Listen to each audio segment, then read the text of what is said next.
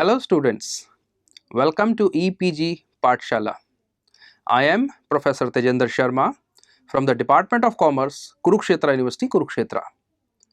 Today, we are going to talk on the module Leadership, Concept, Styles and Traits from the paper Principles and Practices of Management.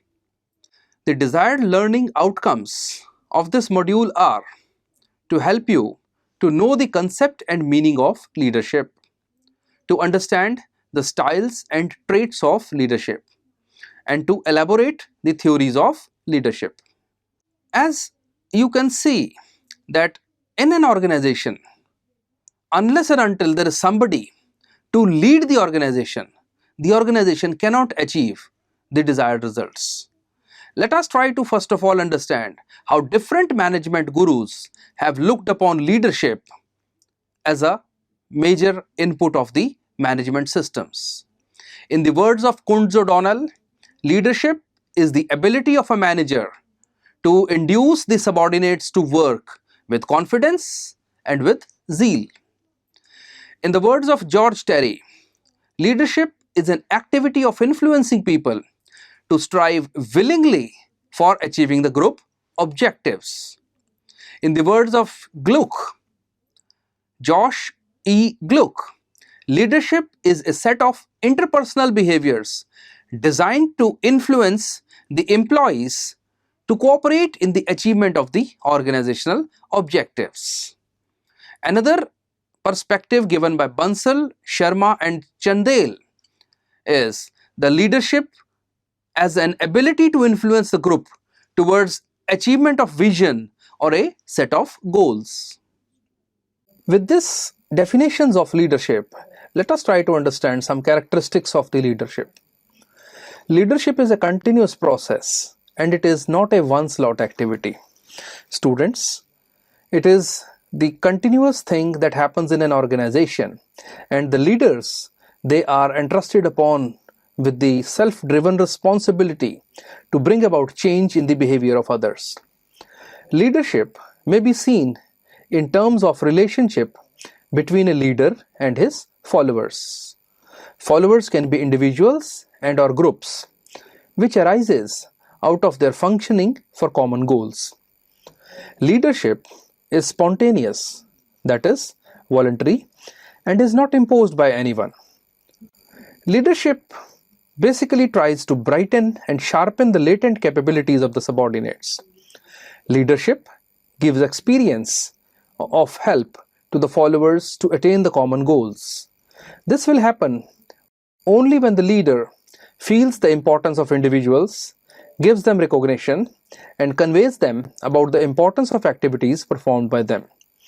Leadership is an exercise in a particular situation at a given point of time and under a specific set of circumstances. Although the two are very closely related concepts, the leadership and the management, students, it's really very important that we understand the differences between leadership and management.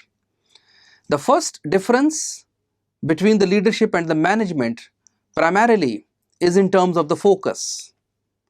A leader's focus is on the people and a manager's focus is on the resources. A leader has to inspire the people, has to lead the people, has to motivate the people, has to direct the people. Therefore, his entire activity or focus will remain on the people. Whereas a manager is more concerned about converting the inputs into the outputs in the most efficient manner. Therefore, management looks upon the resources, and for them even people would be one of the resources, and the whole idea would be to generate maximum output from the resources. The second point of difference between the leadership and the management is in terms of the processes. The leadership inspires a trust. People will not accept somebody as a leader unless and until they have a trust in that person. Therefore, it is the personal capability of the leader to instill the trust in the minds of the people, only then they will follow him. Whereas management tries to exercise the control by virtue of they being the managers. They rely on control. and this is how they get their things done from the people. The third important difference between the leadership and the management is the source of power. That means, what is the source which makes them powerful? A leader becomes powerful by the personal abilities, the personal charisma, the personal competence, and the personal behavior.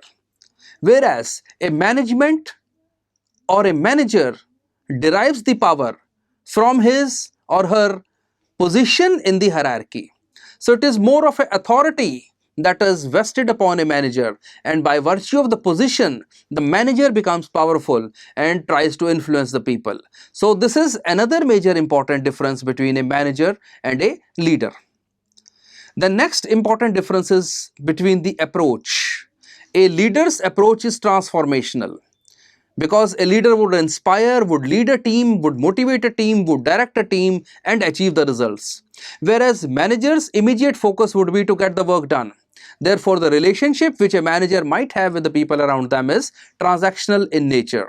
That means focus on the present activity and achieve the results out of it. And the next difference between the leadership and the management is in terms of the emphasis. A leadership emphasizes the collective aspects. A leader would be more concerned about the collective benefits, the collective aspects of any input. Whereas a manager is more about individual performance, individual control, individual ratings, individual capabilities of the people which he would be looking at. The leadership is proactive in terms of its futurity, because a leader needs to remain a leader for a longer period of time, whereas management is more reactive because they formulate their strategies depending upon the changes in the business environment. The leaders may themselves be a medium of bringing about a change in the environment. So this is another major difference between the two. And the next difference between the leadership and the management is in terms of the type. Leaders exercise both formal as well as informal methods of controlling the people, of motivating the people, of transforming the people and the systems, whereas management relies upon the formal mechanisms only. In this discussion, I just want to make one point very clear. Although we have understood the difference between leadership and management, we must not make a mistake of understanding that the two are different. A same person can be a manager as well as a leader. A same person can be a leader as well as a manager. As a matter of fact, the difference that we have observed is in terms of the role, or in terms of the approach, or in terms of the perspective, and not in terms of two separate individuals. Let us try to understand various theories of leadership. Students, theories of leadership are broadly divided into two categories. One is known as the traditional set of theories, and second are the contemporary theories of leadership. Students, let us try to study some of the traditional theories of leadership. One of the oldest theory of leadership is the trait theory of leadership. The trait theory of leadership dwells upon the belief that it is the possession of certain traits which differentiates the leaders from non-leaders. Those traits are the personal qualities and the characteristics. The people who believe in trait theory believe that the leaders are born and not made. There have been examples of individuals who have been very successful leaders. Say the father of our nation, Mahatma Gandhi ji, Margaret Thatcher, South Africa's Nelson Mandela. They all are recognized as leaders, and they are accepted as leaders because of their personal traits which have ingrained them with the charisma, with the enthusiasm and the courage, which helped them to lead a very large group of people. Various research studies have been conducted to study some of the traits, and they have found that the intelligent attitudes, personality and biological factors are some of the key ingredients of the effective leaders. According to Stockgill, various trait theories have suggested that there are traits which exist in a successful leader. Some of the traits which have been observed in successful leaders are, firstly, the physical or the constitutional factors. Although there is no uh, prescriptive guideline to say that if a person possesses these physical parameters in terms of height, physique, etc., he can be a leader. But still, by and large, if one has to be a leader, then one needs to have a physical aura of being a leader. The appearance, the energy, the health, and the physique, all these are the constituents which can be classified as the physical and the constitutional factors that make a leader. Indeed, a leader has to work hard, and this requires energy, and energy requires some physical strength as well. So, the starting point or the starting trait of a good leader is the physical traits. In addition to the physical traits, the next comes the intelligence of a leader. You know, a leader has to be really very intelligent person, because he has to take decisions under very compelling and very diverse kind of the situations, where he has to act on a spur of moment. Moreover, when a leader has to lead a large number of people, there can be diversities of opinion within the people, and he has to actually transact a point of balance between large number of people or the situations, and this is possible only when a leader is intelligent enough. Then a leader needs to have a self-confidence. A leader cannot inspire the people unless and until a leader is confident about himself.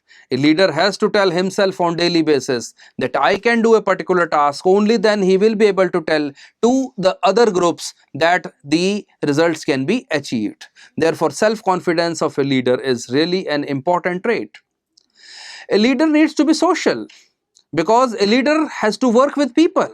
So unless and until a leader has got high degree of sociability, a leader cannot become a good leader. The next trait which has been identified is the will. A leader needs to be a strong-willed person. The situations under which a leader functions can be really very challenging, and amidst those challenges, a leader has to ensure that his or her determination is not tattered. Only then the leader will be able to inspire the people. And having a strong will means that a leader has initiative, a leader has persistence, and a leader has ambition. Another important trait which has been found to be important in the leaders is the dominance. You know, a submissive person can't be a good leader. A leader has to be dominant, because a leader has to put forth his or her viewpoint, his or her initiative, his or her action. And all this is possible only when a leader has the capability, the guts, and the strength to dominate the situations, to dominate the people, and to dominate the conditions. Only then a person can be a good leader. Another important characteristic, although it may sound little humorous, but it is the surgency which makes a good leader. A leader has to be talkative. You know, you can't be a good leader if you cannot communicate. A leader has to be talkative. A leader has to be cheerful. The real happiness must radiate from the leader. Only then he will be able to lead the people with him. A leader needs to be enthusiastic, expressive, alert, and also present a degree of originality. All these are some of the traits, the possession of which can help you in becoming a good leader. The implications of the traditional theory, the trait theory, are that it emphasizes that a leader requires some traits in order to be effective. Many of these qualities may be developed in the individuals through training and development programs. However, this theory is not universally acceptable, and there are certain limitations of the theory. The first limitation is that there cannot be a generalization of traits for a successful leader. No evidence has been given about the degree of various traits, because people have various traits with different degrees. There is also a problem of measuring the traits. People may differ in terms of their perspective on the certain traits which have been identified to make the leaders. People might be misleading in thinking that all good leaders have some core traits of the theory. So these are some of the limitations of the traditional theory, that is the trait theory. The next traditional theory is the behavioral theory. Behavioral theory of leadership emphasizes that strong leadership is a result of effective role behavior. The most comprehensive and replicated of the behavioral theories resulted from a research that began at Ohio State University in late 1940s. They identified two dimensions of leaders' behavior. First is the initiating structure, and second is the consideration.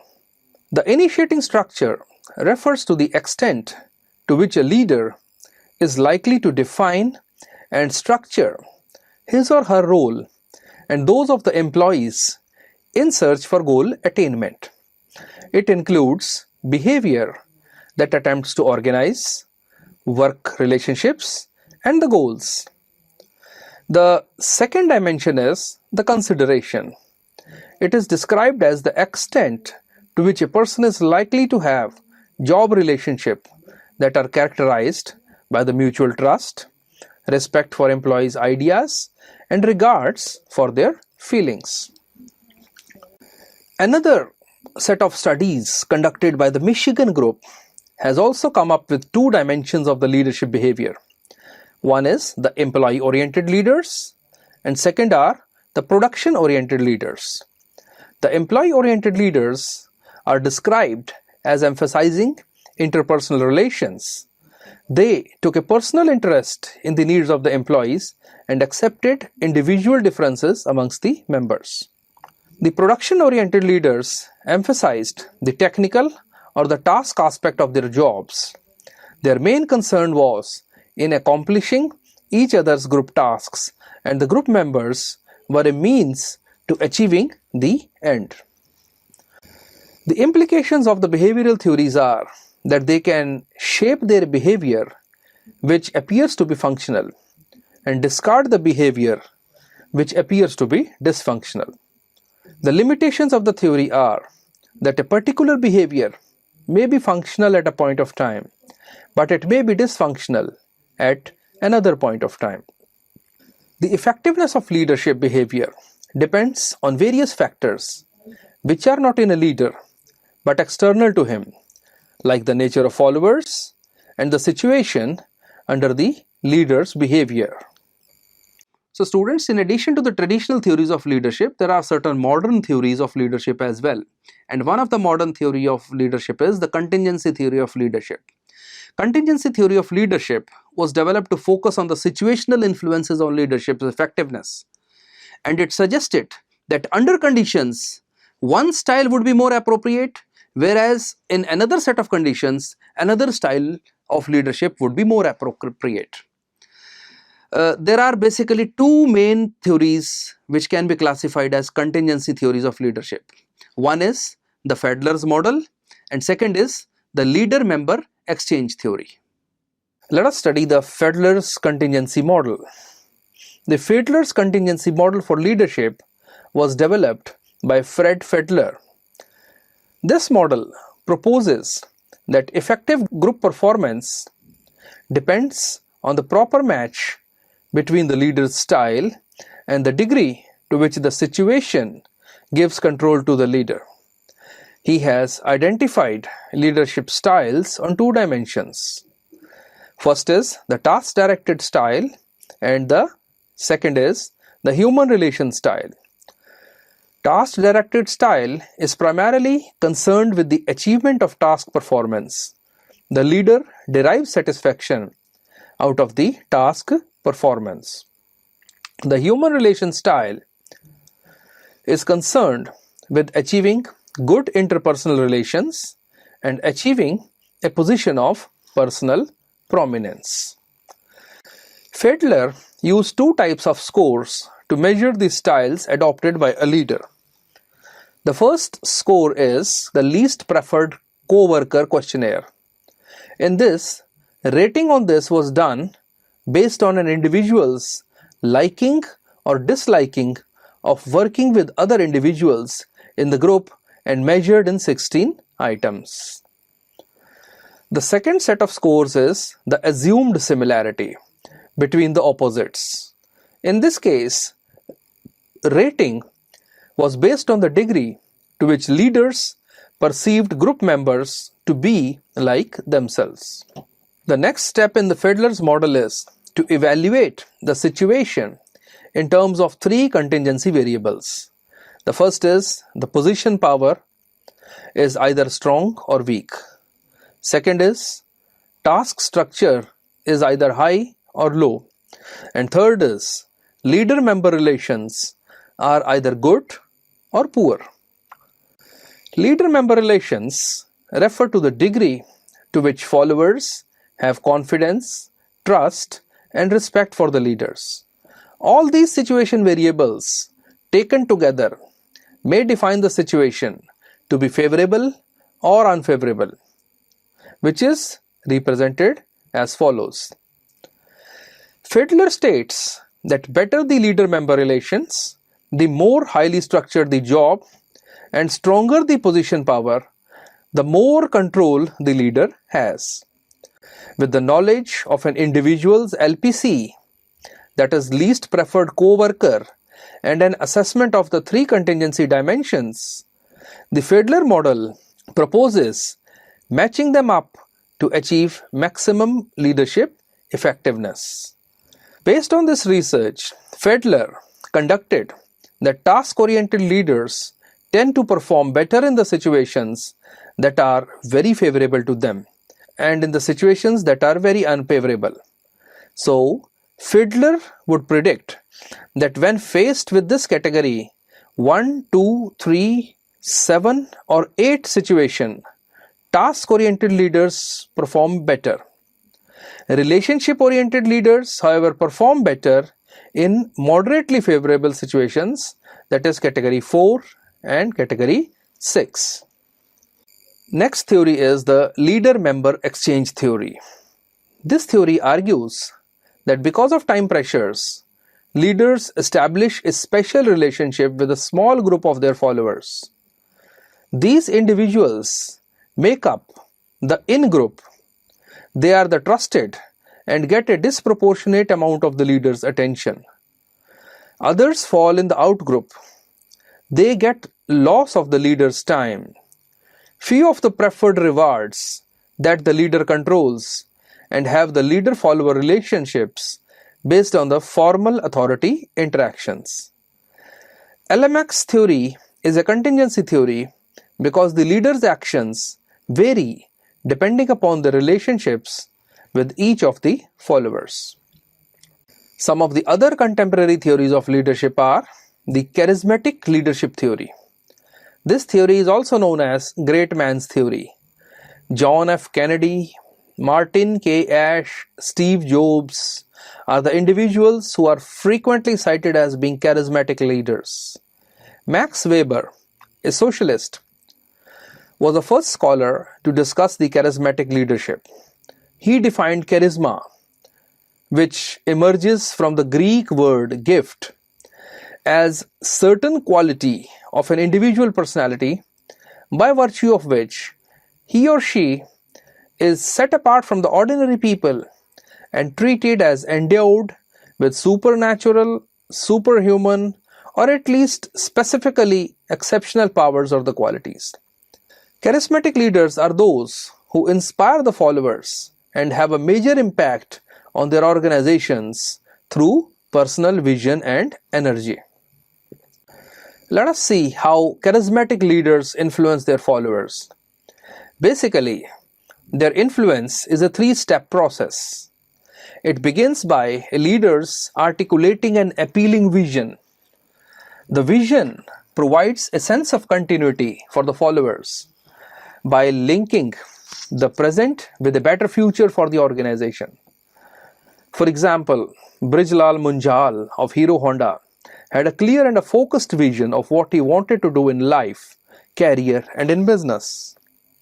Next, the leader conveys through the words and actions a new set of values, and by his or her behavior sets an example for others to imitate. Finally, the charismatic leader engages in emotion-inducing and often unconventional behavior to demonstrate courage and convictions about the vision. Let us now study the transformational leadership.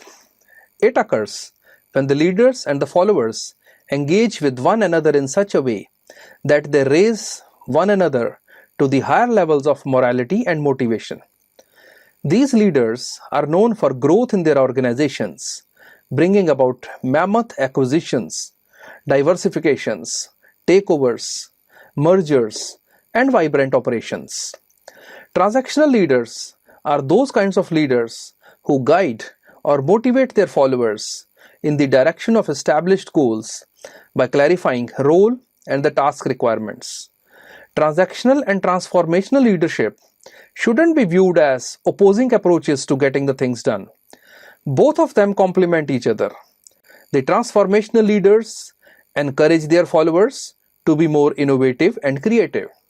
They are also more effective because they themselves are more creative, but they are also more effective because they encourage those who follow them to be creative also.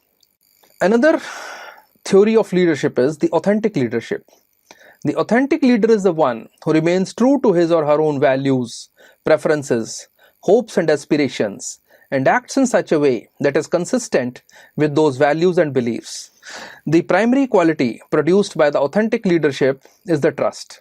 How does authentic leadership build trust? Authentic leaders share information, encourage open communication, and stick to their ideas. The result: people come to have faith in the authentic leaders. Components that make an authentic leadership are, firstly, the self-awareness, unbiased or balanced processing, being true to self and motivated by personal convictions, and relational authenticity or transparency. Another approach to leadership is the shared leadership, which says that it's a dynamic and an interactive influence process among the individuals in the groups in which the objective is to lead one another to achieve the organizational or the group goals. Another way to look at leadership is the positive leadership. Kim Cameron has developed an approach which he calls as positive leadership. It is primarily concerned with facilitating extraordinary performance, affirming human potential, and facilitating the best of human conditions. With these theories of leadership, students, let us now study the styles of leadership. The first style of leadership is categorized as being approach-based leadership style. The superior motivates their subordinates in two ways, that is positively and negatively. Positive leadership. It leads to higher job satisfaction and work performance. Rewards may be in the form of increase in pay, bonus, work, productivity allowance, profit sharing ratio, or in the form of better status, more recognition, promoting better quality of life, and job enrichment. The negative approach leadership are the ones who use penalties and coercive measures to get the desired behavioral pattern. They use demotions, reduction in pay, threatening and compelling modes to compel their subordinates to do the job which is delegated to them. Second type of leadership styles are the authority-based leadership styles. The supervisors in this category are classified depending upon how much authority is attained by them versus how much authority is delegated to them. Following are the styles of this type of leadership. One is the autocratic leadership. This is also known as authoritarian leadership. In this, a person has full authority and control over decision-making process. This type of leadership is applicable when the organization is small and he has a limited number of employees. Authoritarian leaders make decisions independently with little or no input from the rest of the group. Advantages of autocratic leadership are that it provides strong motivation and reward for the leader. A quick decision making is guaranteed because a single person decides the whole group. There is no need of initiative in decision making, planning, or organizing. There is a possibility of strict control and supervision. In an autocratic work environment, the leader typically keeps a close watch on the activities of the workers. Because one individual has complete control over the operation, there is less need for layers in the management or bureaucracy. The autocratic or do this or else type of leadership is intuitive, easy to learn, and does not require specialized training or knowledge of leadership theory. Disadvantages of autocratic leadership. People in the organizations dislike it, especially when it is strict and the motivation style is negative. The employees in an autocratic leadership style lack motivation. There can be incidents of frustration, low morale, and conflict which develop in the organizations, jeopardizing the organizational efficiency. There is more dependency and less individuality in the organization. The second type of style in this category is the participative style. This style is also known as democratic, consultative, or ideographic. A participative manager decentralizes his decision-making process. Here the decisions are not unilateral, but they arrive from the consultation with the followers and participation by them. Subordinates feel that their ideas are honored and they are given importance. There are three categories of participative leaders. First is the consultative participative. In this style, the supervisor takes the opinion from the group before taking a decision, with a clear and a very clear understanding that he may or may not incorporate that opinion in his final decision making. Second type of the participative leadership style is the consensual participative. A group discussion is held on the problems and decision is taken after the consensus of the group members. The third type of participative style is the democratic participative.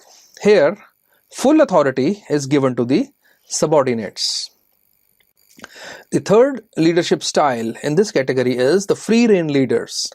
This is also known as laissez-faire. In this case, the supervisor gives a free hand to the subordinates to take their decisions. Such a type of leadership gives chance for open discussion and creativity.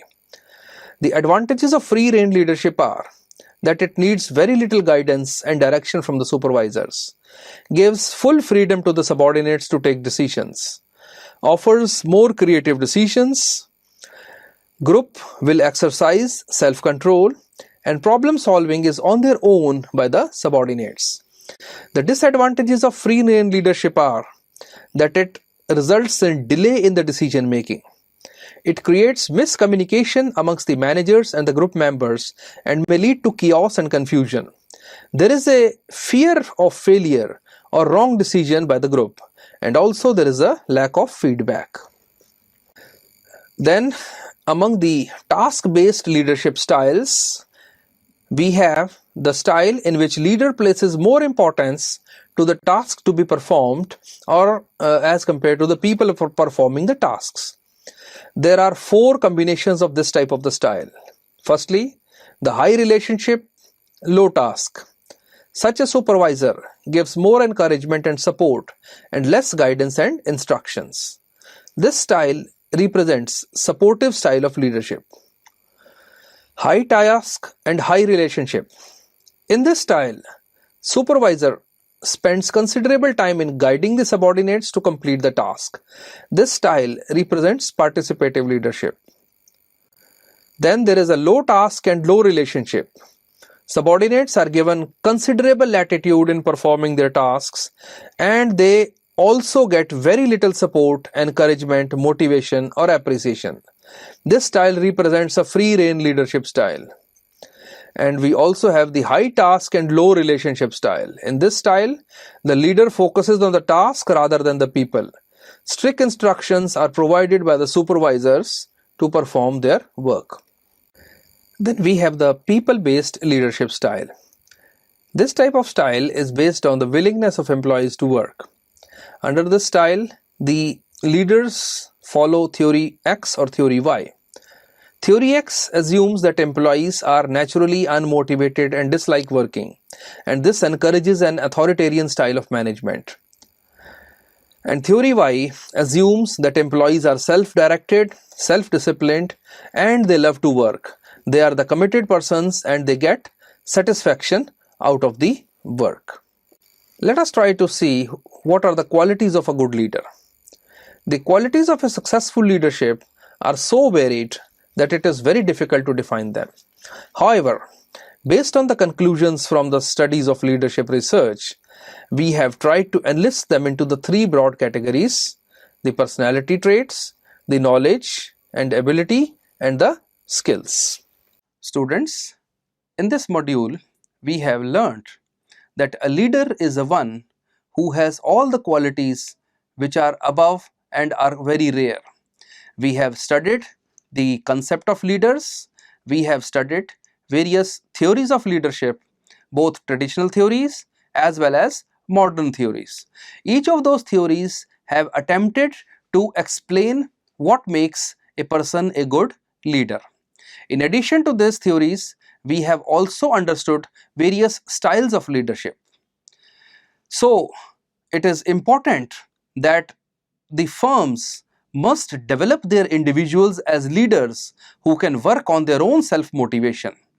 There are also persons who are endowed with several qualities which they learn over time, and therefore it is important that organizations invest in people and develop their leadership qualities.